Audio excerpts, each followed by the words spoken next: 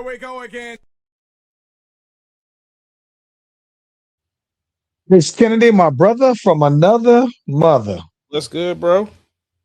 Hey man, did you see that AJ Brown has finally been traded to the it's like the least kept secret in NFL history in terms of trades. Traded to the Patriots though, bro. Yep, and don't care. Don't care. Why don't you care though, man? He ain't got nothing to do with the Bears. Oh Lord, man. Let's get that music going then, bro. Let's get it. It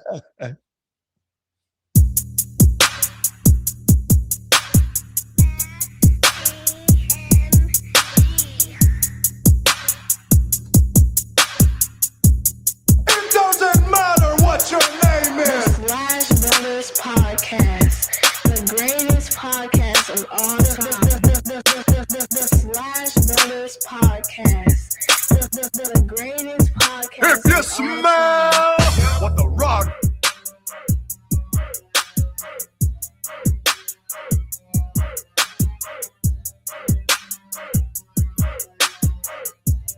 It doesn't matter what your name The is. Slash Brothers Podcast, the greatest podcast of all time. The Slash Brothers Podcast, the greatest podcast of all time.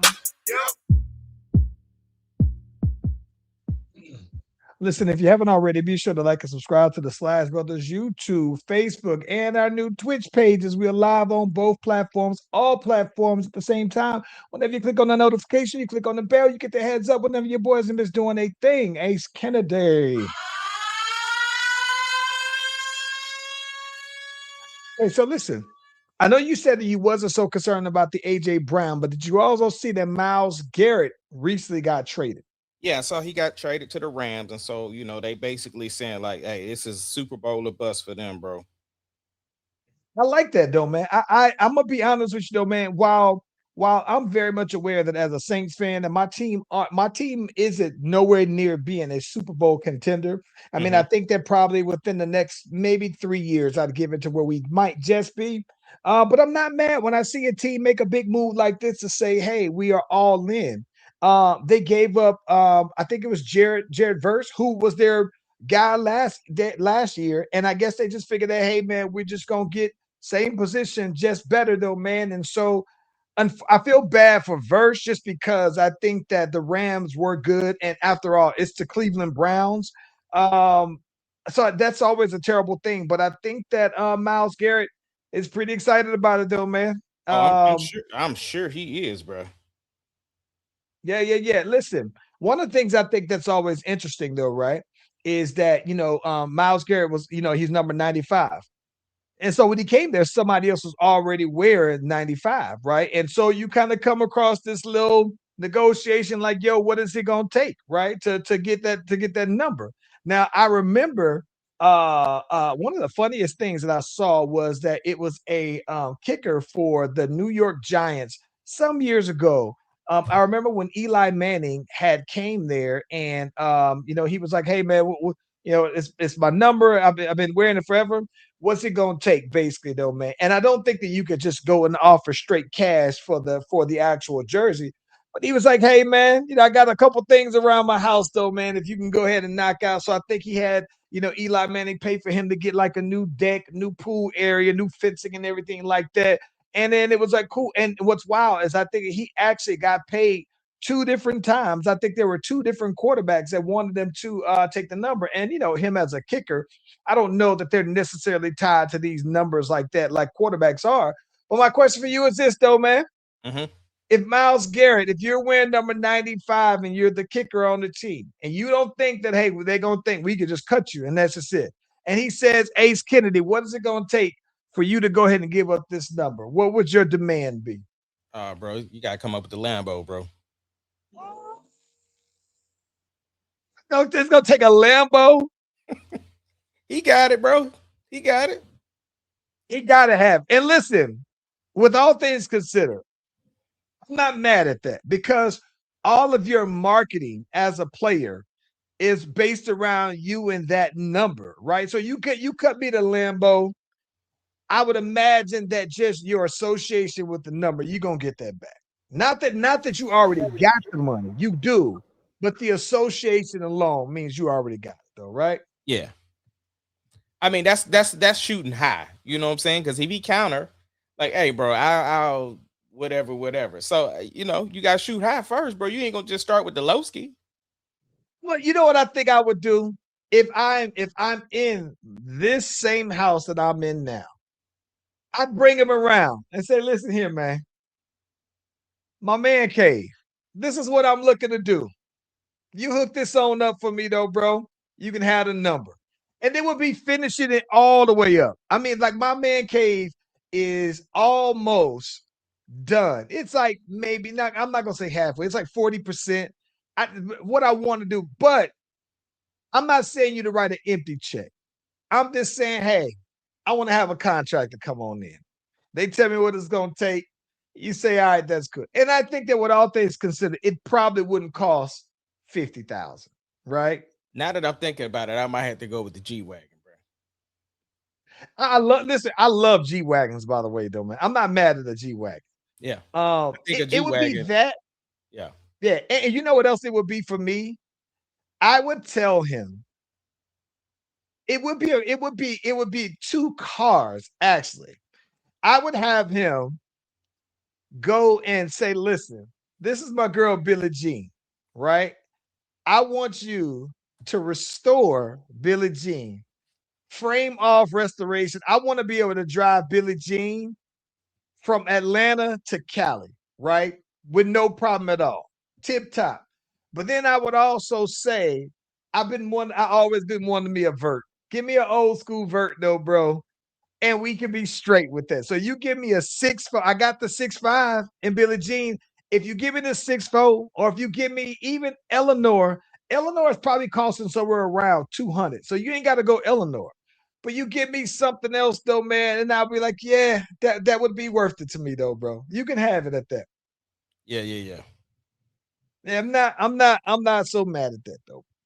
Yeah, I'm much more interested in college football anyway than I am concerned about what the NFL gonna do. To be honest, I mean, I'm gonna root for my Bears, and based upon last year, hopefully we can make some bigger moves this year. But at the same time, still, I'm concerned about what Texas gonna do, especially after my Thunder Boys lost. You know what I'm saying? I'm ready to see what Texas gonna do, especially after the controversy too. That's something we gotta talk about too. I'm not mad at that because I think that if I had to decide, right? If I had to decide as a Saints fan and a Longhorn fan, which of those would I want to see win a championship first? I would definitely say the Longhorns, right? Absolutely, And it would, absolutely. yeah, and it wouldn't be a hard decision, right? I like the Saints, but at the same time, I think that the reason for it is that there are more college teams, right? So the likelihood of your team getting there is smaller and slimmer. I think that there are more factors to me that go into your NFL team being good or great or being Yeah, contenders. But I think that the biggest one that you have in college football is the sheer numbers game.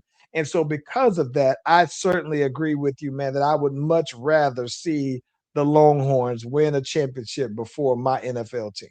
yeah. Well, let's get into this controversy. Unless you got some more NFL stuff you want to get into. Nope, let's do it. No, All right. oh, whoa, wait.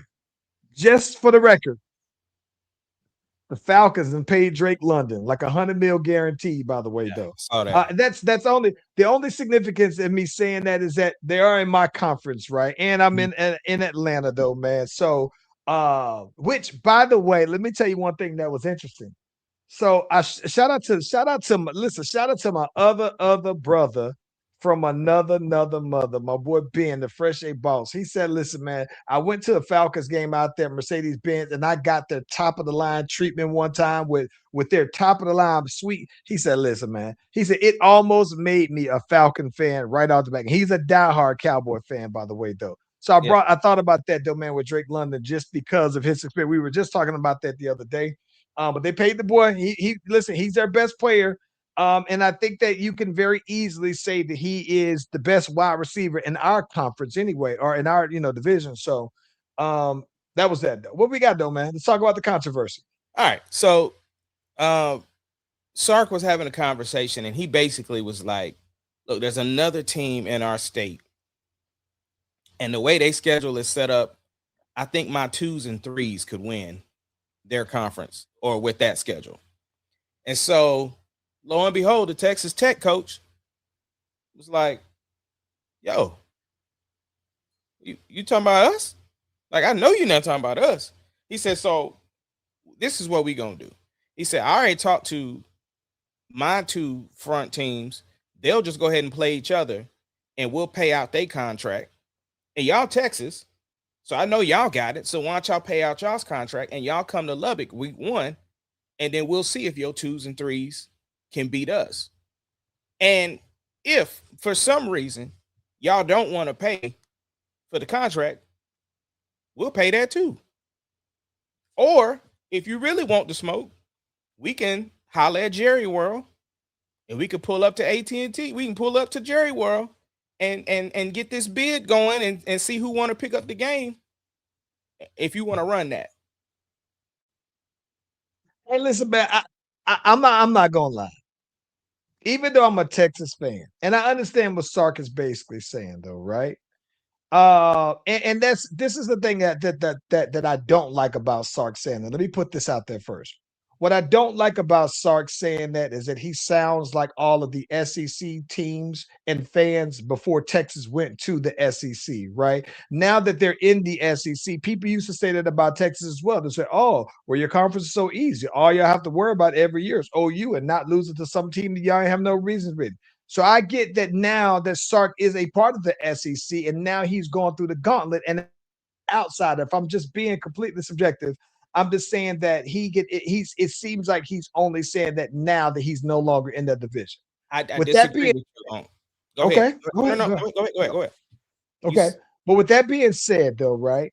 I'm not mad at Texas Tech saying it because with all things equal, if NIL is the key these days, Texas Tech had a squad last year and they paid for it, right? And everybody does. But I think that I'm not mad at them for saying, listen, this ain't the Texas Tech before after Michael Crabtree, right? And so I'm not mad at him for saying, well, we can settle this real easy. Let's line them up though, right? And Sark, I think that Sark can say that because I don't think that can actually happen. Like I don't know how you it could penalize a forfeited game. I don't know how it would happen though. Easy. McAfee had the solution. He said, "Listen, bro, college game day is going to LSU week 1 because of whatever game they got." He said, "But bro, we can start the season off and do this game on a Thursday." Because if they buy out the other schools' contracts, they're just gonna play each other. And I don't know who they play. Like I don't know who Texas plays.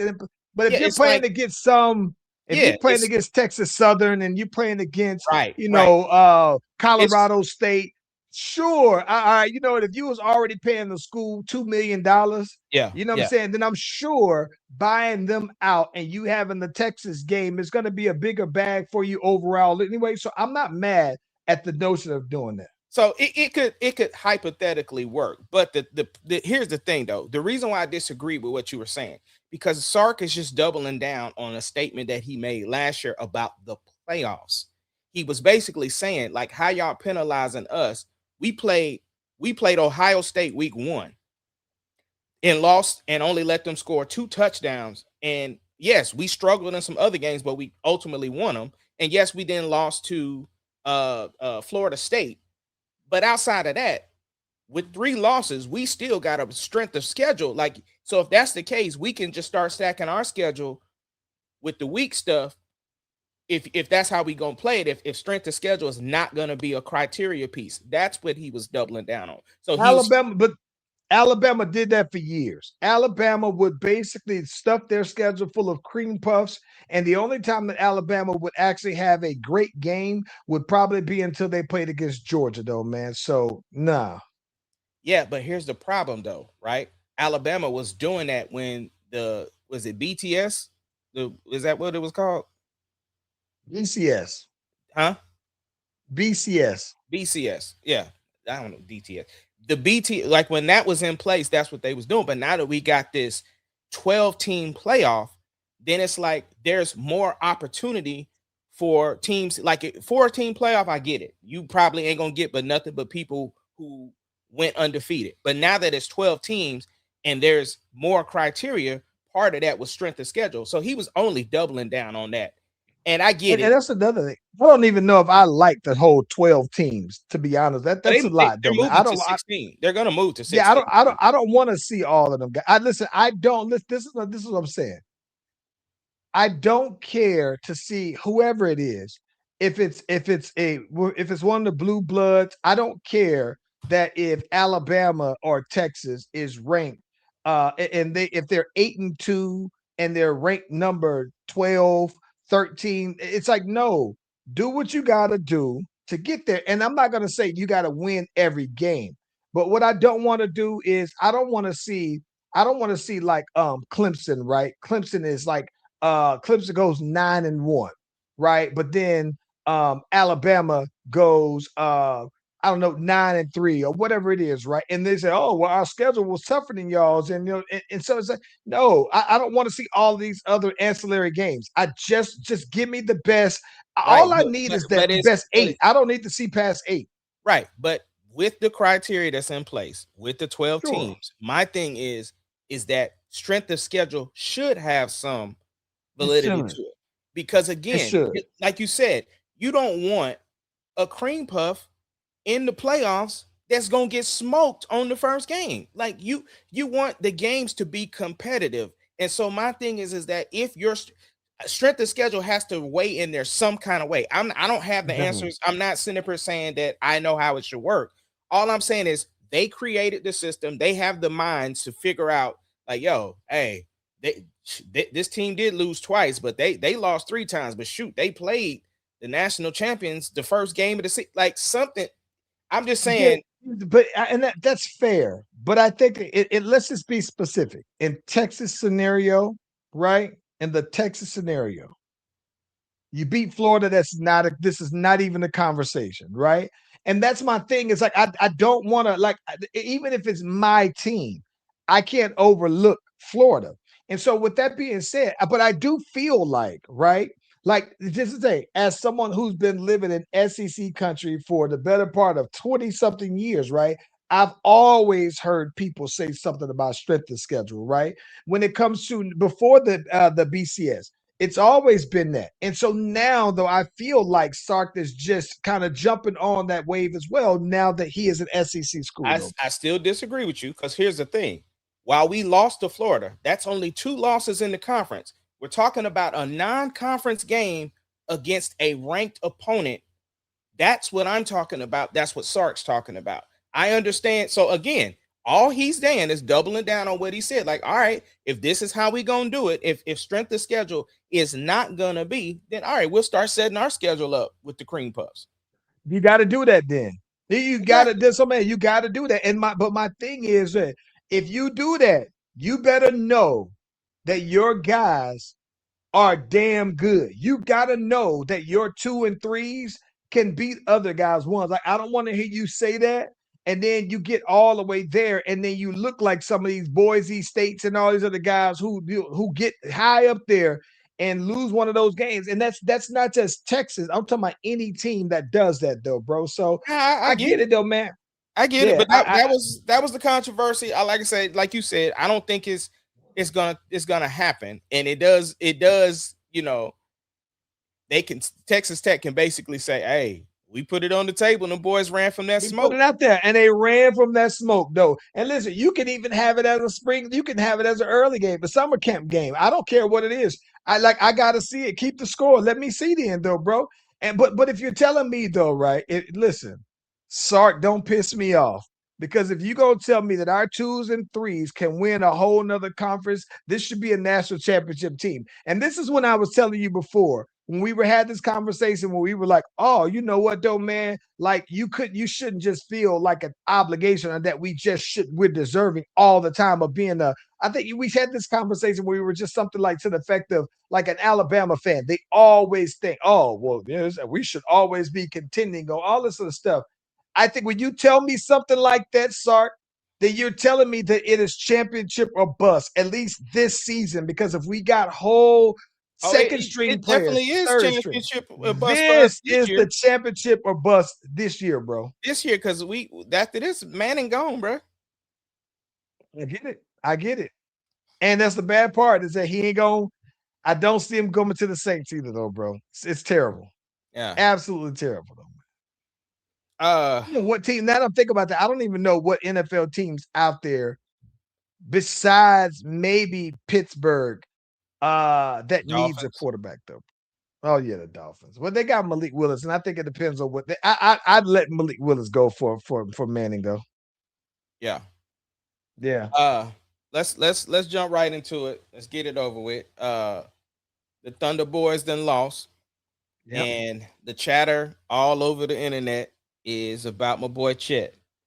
And you know, people is out here ready. You know, first of all, I'm a Texas boy living in Oklahoma, so I don't typically root for Oklahoma-based teams, but the Thunder I adopted because of the fact I was here when they birthed.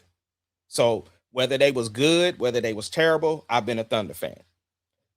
With that being said, I know how Oklahoma fans are. If somebody messes up, they want them out. So Chet had a bad series with the Spurs. So 7 games, right? And now they ready to trade him. And I'm like, bruh,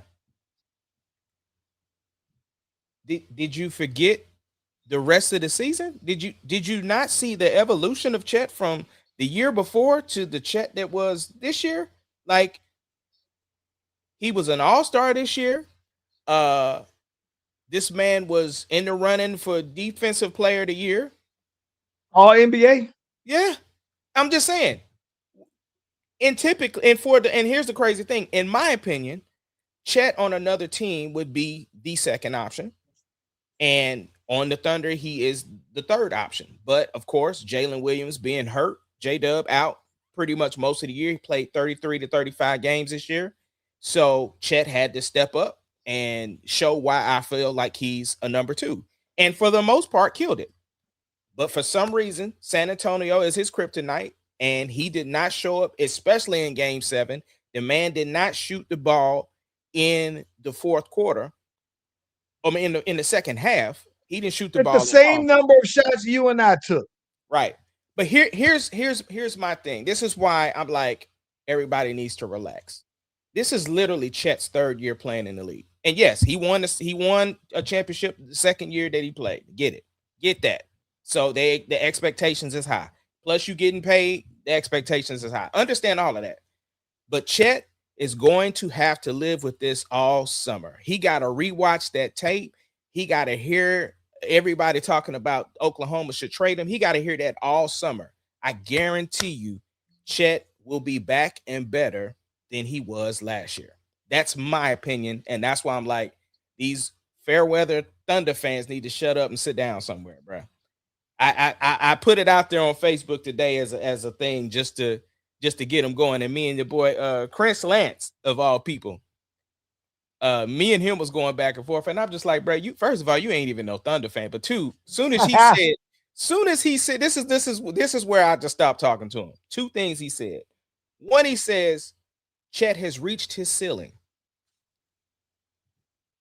I said, he reached his ceiling after 3 years in the NBA? That's it?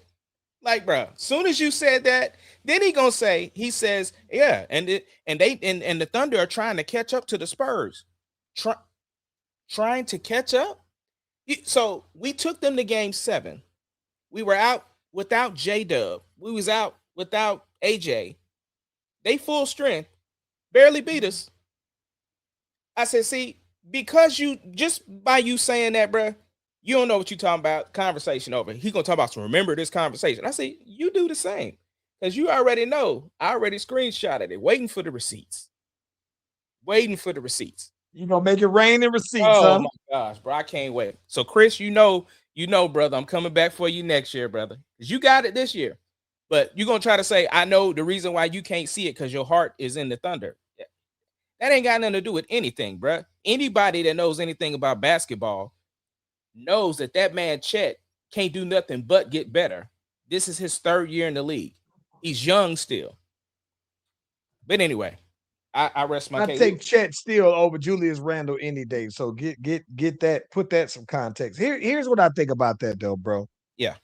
I think that one of the things that is interesting is that, like I said, Chet opened himself up to all of this because of how bad he played this series, though, bro.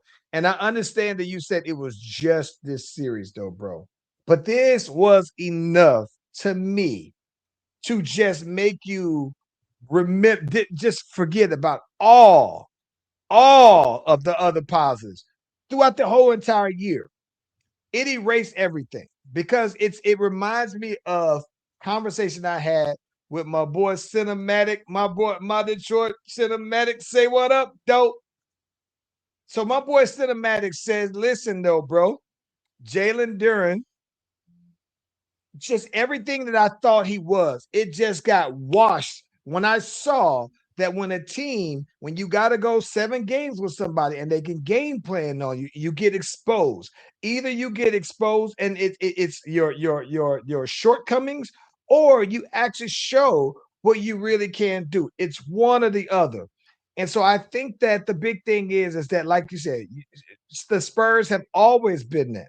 Where I think that Chris Lentz is probably saying that is that the Spurs aren't going anywhere. And the same way how Chet's gonna get better, Wemby is gonna also get better. The Spurs as a unit gonna also get better.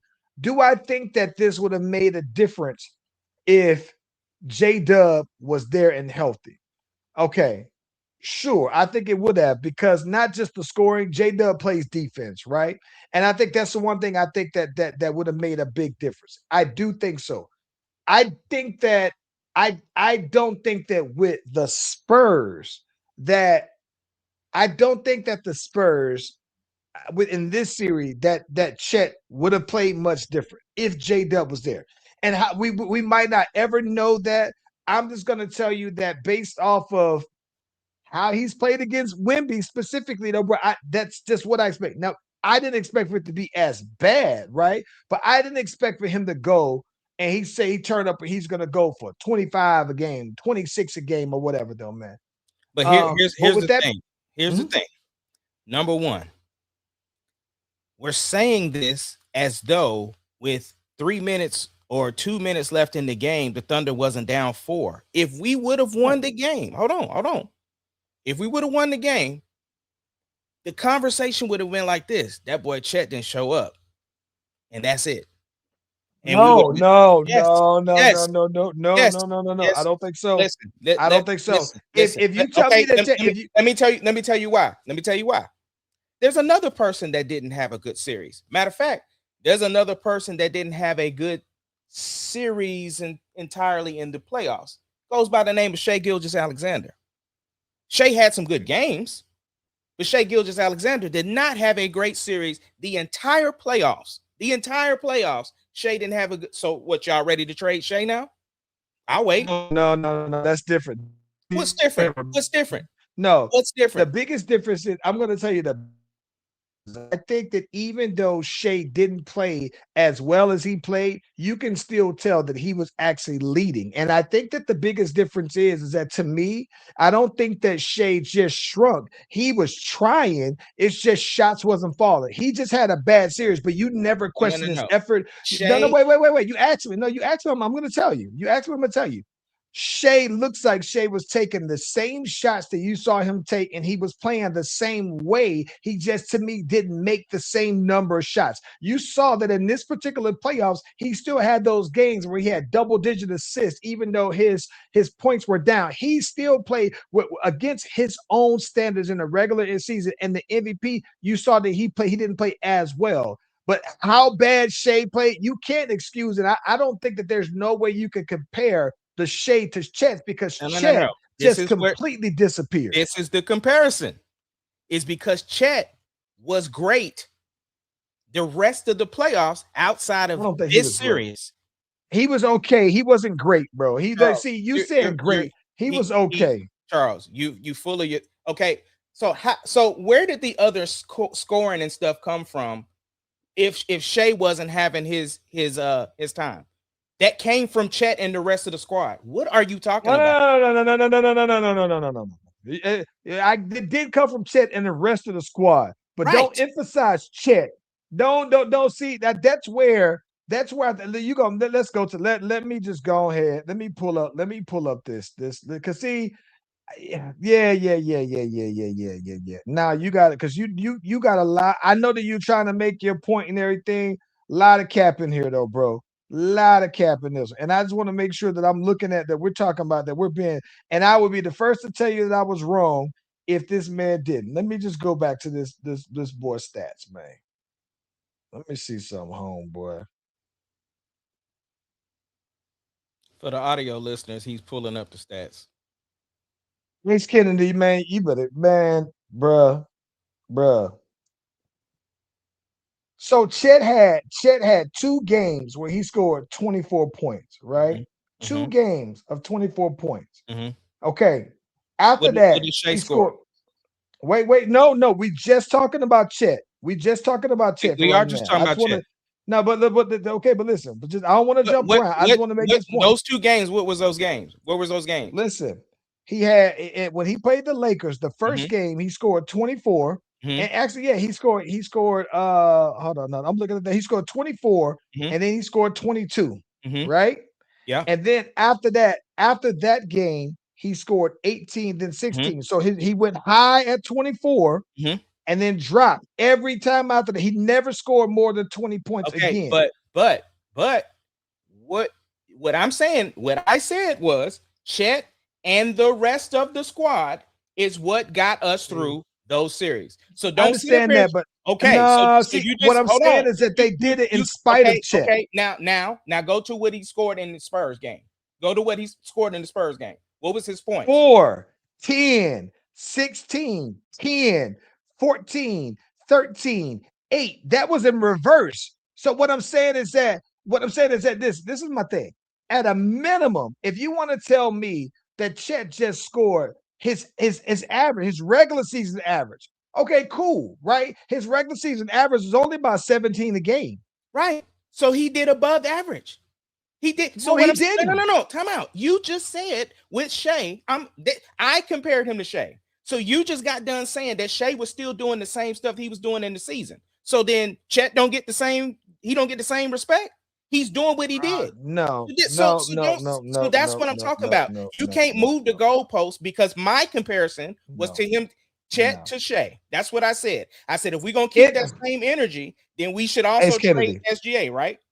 That was Kennedy. Yes, sir. Ace Kennedy. What I'm saying is that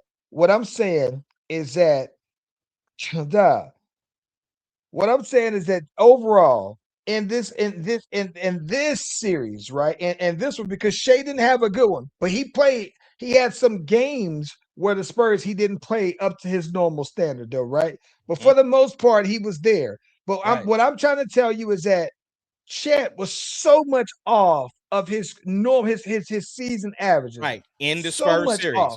Is what I said in the top of the whole and I'm not even talking, it wasn't just, it's not just, it's off on everything. So listen, he had a bad series. So 7 games versus the rest of the season. Yes. What do you mean? No, you're looking at the stats.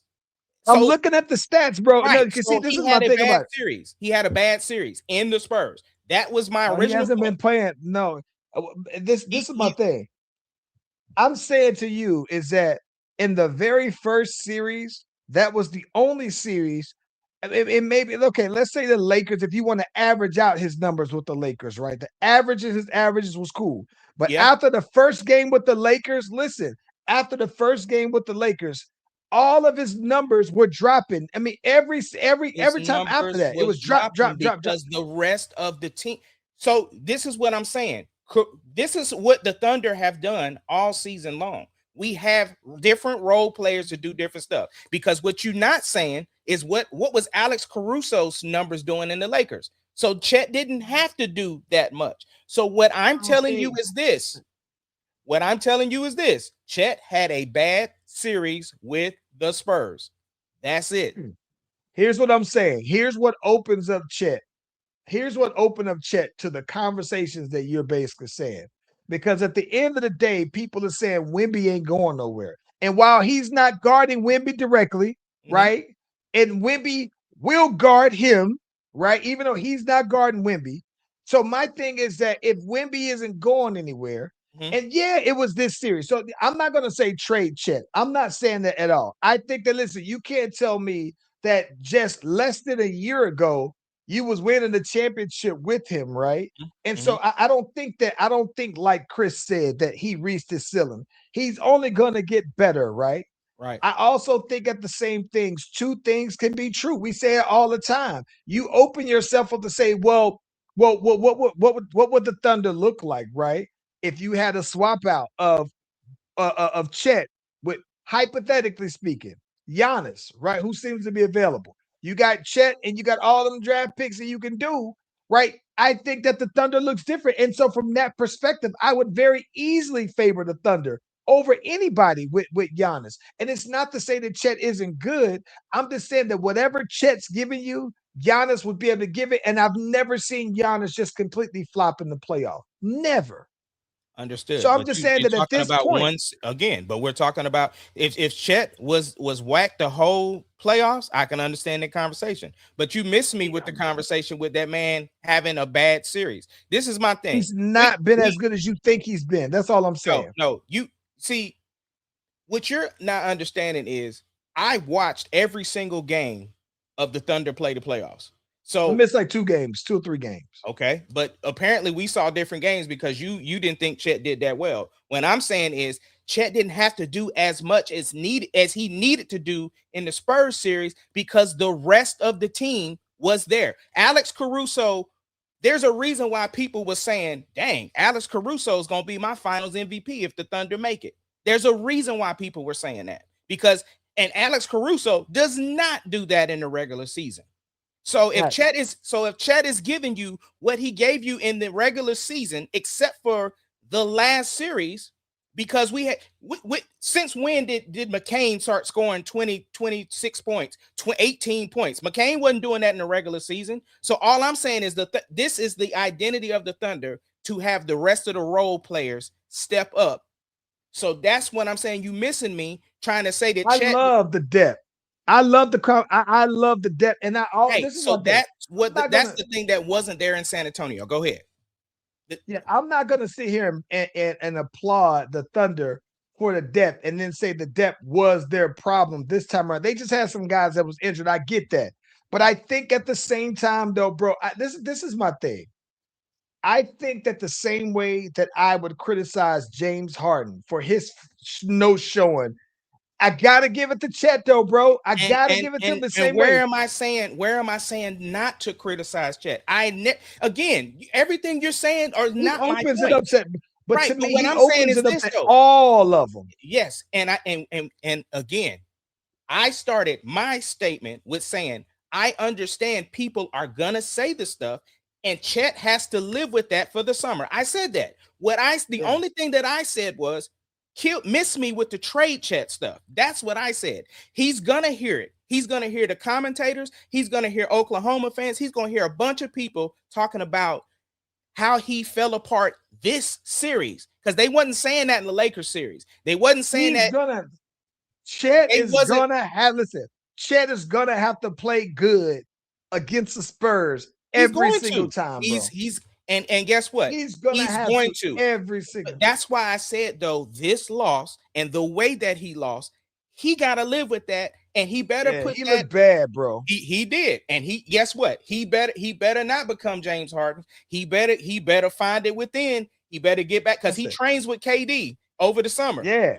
So he looked as bad. It was James Harden level no show. And listen, Jalen Duren also from Detroit, because then he's young. He's been in for about as long as Chet. He is right there. And listen, they're getting close. Julius Randle, they're getting in his company though, bro. And listen, all it takes is for me to see this from you 2 times, 2 years now, and it only happened to him once. So I could go ahead and I could shoot him some bail. You know, whatever your blueprint was from last year, it worked. And there's no reason why I think that the Thunder should veer away from what they've already been doing. Which is why you will never hear me say bring Giannis to Oklahoma, because that's going to destroy what we are building. Here's my thing. Only thing that I'm saying is this: Chet had a bad series. That's where I stand on it. Everybody else can see what they want to see. Chet had a bad series, but this loss is going to affect him. And here's the other thing. Let me say this: I'm not making excuses that we had the 2 injuries, because we won other games without J-Dub, and we won other games without AJ. So that wasn't even it. All I'm saying is if we would have won Game 7, people would have been focusing on us playing New York, and they would have mentioned that, hey, the Thunder won, but I'm gonna need Chet to step up. That's what they would have said. Not ready to trade him. Especially if we won another championship. And we can't win another championship. The only thing the only thing that erases that is a championship, bro. A championship is the biggest. Listen, no, that's not the only thing that's going to erase it. No, listen, the championship is putting the cologne on funk, bro. No, listen, the thing that's going to change people's minds is what you said originally. He got to play better against the Spurs, and we see them 4 times a year. That's it. Listen, no. If Chet played bad against the Spurs every single game and they won the championship, it doesn't matter to me. It's just, hey, I'm going to say, I look at it like this. But I'm saying, right. But what I'm saying is that to me, as a basketball fan and a fan of the Thunder, I think this is the part that made me disappointed in Chet. It wasn't that the numbers didn't support it. I questioned his effort. It made me question his heart, right? So my thing is that if I can see, listen, but if I can see that you are out there really giving it all, it isn't showing up in the stat sheet, right? It isn't all this. I can live with that, especially if you're winning the championship. But if I look at the end of the day, you don't win the championship, and I go back and I don't forget not that your numbers dropped off. But your effort made you look like a different person. Yeah. Nah. Right. Yeah, and he's gotta live with all of that. He gotta go back. He has to go back and rewatch that whole series and see how he didn't show up. And what I'm saying is the championship temporarily winning a championship would have put some cologne on that funk, bro. I don't care what nobody say. It would have put some. It would have, and nobody would have been talking about trade Chet. Because nobody would have been talking about trading Chet if you win a championship, right? Because it could have. It's a matchup, right? It's for 7 games. He just met there's other players that Chet doesn't match up well with either, right? Hence the need that they went and got Hark, right? So I get that. Yeah, and so next year we got Soyber coming, so I want to see what he do. I don't know what because I hear rumblings that the Thunder are trying to move up to the 5th spot. And so who knows what we're going to pull there. And we got a lot of roster moves that we got to do over the summer anyway. We got to figure out what we're doing with Lou Dort, Casey Wallace, Wiggins, Isaiah Joe. Like there's a bunch. The Thunder are going to shift. And if you don't think going to shift. And if you don't think that we're going to get better with the roster, you fooling yourself. I think that the Thunder can do addition by subtraction. Unfortunately, it also means that you could very well be losing at least three guys that are starter-worthy guys on other teams, though, right? And I think that always is going to hurt because, like you saw in this playoffs, you get A.J. Mitchell come out of nowhere and catch fire, right? You get Caruso, who can carry you for, a whole game. You get McClain, who can carry you for, almost a half a series, all right, when you got some shortcomings, though, man. So I get it. I think also they're well positioned though to be able to take that on the chin and And then come still back. be able to go ahead and come back just as solid though, That's what man. I'm And saying. it's If you think that the Thunder are not going to come back stronger next year roster wise, then you fooling yourself and you don't know basketball. Sam Presti is built for this, literally. rest of the business. Yeah. What else Yeah. we got, bro? Oh, Oh my oh, God. oh, we gotta get into it. What you got? Because I got something. Well, real quick. With that being said, Knicks and Spurs, who you got? Um, honestly, I think the Spurs is gonna pull it off. Now, if it's up to the NBA, see, the NBA wins either way with this one. They win either way because if New York wins, that's just what But if Wemby wins, that's the peak person who they're crowning. So let Wemby win Finals MVP or something like that. And so that's what I'm saying. I'm gonna ride with the West. I'm not gonna pull I'm gonna switch to the other side because they beat my Thunder. Like I'm just riding with the West. So I'm gonna say the Spurs. Spurs in 6. I'm hoping the Spurs in 6 though, man. I got this cat that I go to the gym with though, man. He is like exactly what make me hate the Knicks and the Knicks fans. He comes there with his Knicks slides, shorts, shirt. He has a Knicks wave cap, Knicks socks, and it's just disgusting. And I'm like, I hope that they get them boys out of there in 6 games because, like I said, I hate the Knicks, and nothing would do my heart better than to see them get to the highest stage and have the longest fall. So yeah, I'm hoping that the Spurs win, and I'm not necessarily rooting for the Spurs as a fan of them. I just root for them as a hater of the Knicks.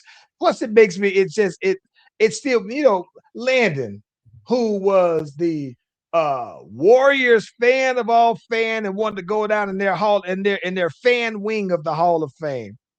I thought at first this boy was just rooting for Wemby because maybe he said I don't want to see the Thunder win a championship or back to back, and now he is like a Spurs fan now because Stephen Castle is from Norcross and it's Gwinnett, and it's like, oh my gosh, he seems like he's a sack chaser now though, bro. I'm like, get off the nuts. But anywho, That boy out there um, glazing them boys. just glazing and just jump ship though, man. I'm like, yeah. That's whack. Hey, bro. The GOAT then came back to the mic. Jay-Z. I didn't know. See, I didn't know where you was going with that.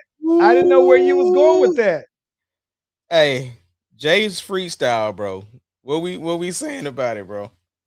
First off, Hov came out there, man. They said it took him 4 hours to comb out his locks, right? So he came out there, throw it out, looking like Bone Thugs, right? I loved it though, man. As a fan of Jay-Z, the fact that he came out with the freestyle tells me that he's been writing, right? And granted, I don't think that you could, especially in this scenario, it's understanding the moment. So you have all of the times where you've not said anything publicly where you have Nicki Minaj saying her piece. You got Dame Dash who says something about Jay-Z every single chance he gets. I saw him do a response about that here recently. You got Drake getting out there and saying his piece. And that was one of the things that I thought that was going to be, because listen, we said it before. I think that with all things considered, I like how Drake addressed his beefs, right? Where it was like subtle shots. And so I like that Jay-Z did the same way, but in a very witty Jay-Z way where you got to know who he was talking about on those, though, man. And so I don't think that it's going to be, I don't know that it's going to be a true Jay-Z Drake beef, right? Um, because I'm gonna be honest with you though, man. I've seen Drake go there before, and I don't want to see it again, right? I've seen Jay-Z go through that, and it's hit or miss on who you say won. It was a very close one with Nas and everything, right? But I'm always in when something like this results in great music being put out. Yeah. Right. And if Hov is actually, if this implies that he has some music potentially on the way, then as a fan, I'm excited. Yo, that was one of the hardest shots to me was the Drake one because he said, go ahead that tough talk with them because your contract says perpetuity." Bro, just everything he said about the Drake thing was fire. It was I fire. love it. But I the love it. And other part where he I said, love the intro. yeah, Turn my music high. That's the part that I love too. How it parlayed into it though. yeah. And he said, and Quest introduced me to Jaguar, right? And I don't even know why. Oh, you know what? I'm cool with him. Like, listen, though, bro. Incredible. Like, bro, it was so like this is my thing though, bro. Like, this is why for me, right, that I'm a big Jay-Z fan because it's like understanding the moment, right? And I think that that's why I'm a big Kendrick fan as well. And even with that said, man, I think one of the things that to me that I appreciated about it is that it also spoke to Drake's worthiness, though, right? The fact that he responded to him, right, was something, though, man. So it's like, all right, well, Drake name is heavy. I've seen where Jay-Z hasn't responded to certain people, though, man. And so I'm not mad at it though, bro. I don't think that Drake's gonna come back with nothing else, though, man. But I appreciate the moment being what it is, though, bro. Yeah. And the other thing is that when he said, yo, I ain't never looked up to them. Y'all looked up to me. Like that. Yeah, no, I loved everything about it, though, man. And what I think is real dope is that I saw if you go on I think it's either World Star or All Hip Hop, somebody put all of the freestyles to a beat, and the beat's very simple, but it still sounds hard. Like it's real slick hearing it to a beat, though, bro. And I'm pretty sure it's AI, right, that they did it with, but it sounds incredible, though, man. I was like, yo, with the right beat, it would have even sounded that much harder, though, bro. So I'm not mad at it, though. But it was real dope, man. That I was excited to see my boy Hov get out there, though, man. Yeah, Absolutely. I gotta go see. You said Dame Dash respond. I gotta see what he said. Yeah, he's on the Art of Dialogue, and he's basically responding. He was just kind of like, yeah, this Jay-Z out there rapping like that. I would have never signed him if he was this guy. Like I would have never been interested in signing him with how he's being presented and all of the stuff, though, man. And so, but Dame's already he's backtracked a lot on Jay-Z and where he stands in terms of like how like his boys used to clown him from us being associated with Jay because he wasn't like a fly dude and all this other stuff, though, man. And he was talking about, you know what I'm saying, back when he was talking about back when he talked about an example of when Jay flipped it when he had the button ups with the jeans and everything, like that wasn't a thing. And it was. I don't like how and this is I'm a fan of Dame Dash, but I don't like how he is starting to make the people who do like him not like him as much, though, man. Oh yeah, absolutely. Old man Dame already old man Dame. Like he need to sit down somewhere, bro.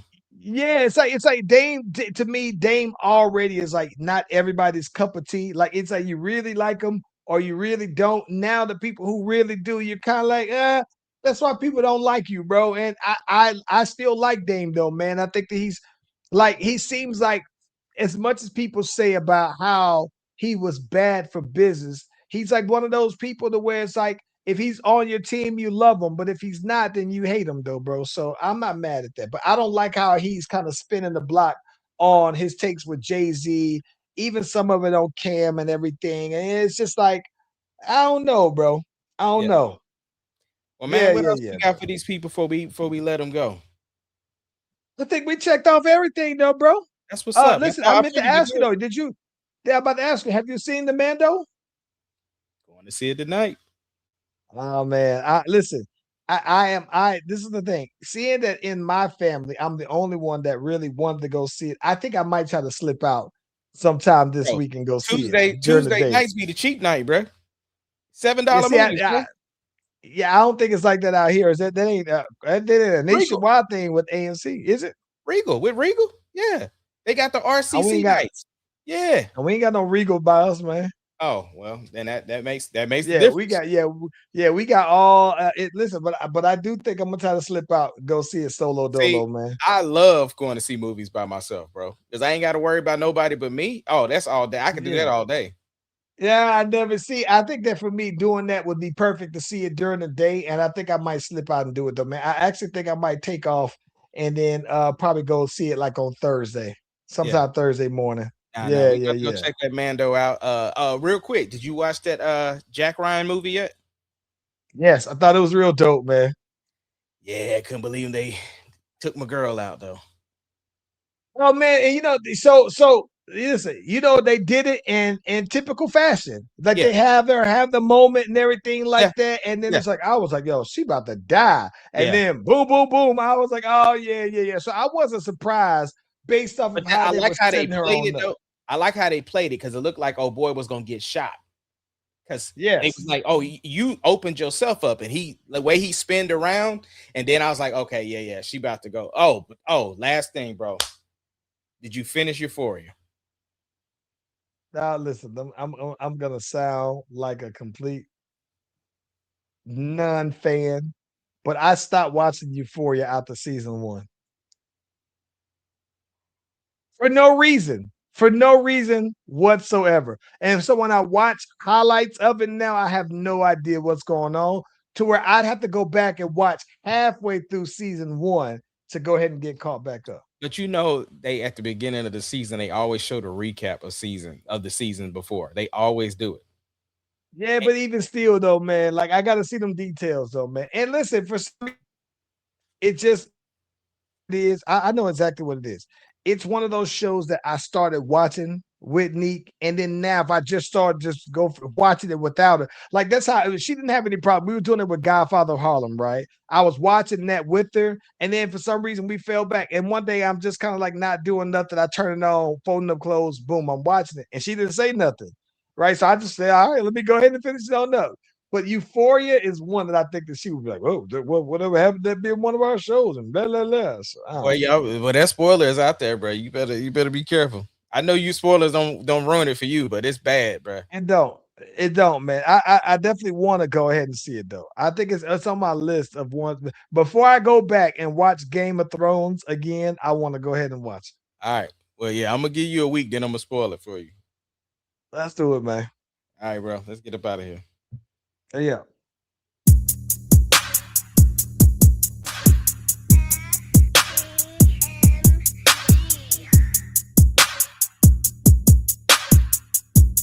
It doesn't matter what your name The is. Slash Brothers Podcast, the greatest podcast of all time. The Slash Brothers Podcast, the greatest podcast. Can you of dig all it, time. sucker?